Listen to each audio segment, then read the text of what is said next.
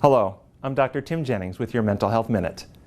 Whether you call it wacky tobacco, ganja, pot, or marijuana, the impact it has on your brain is not good.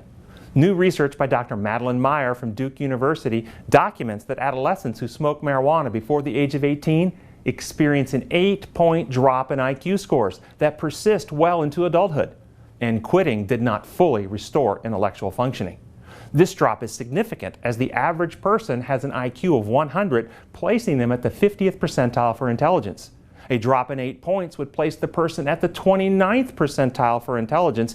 This dramatically reduces one's ability to succeed later in life.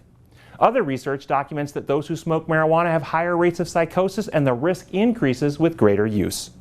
To be smart requires a healthy brain, so be smart, say nope to the dope. To learn more about mental health, visit comeandreason.com.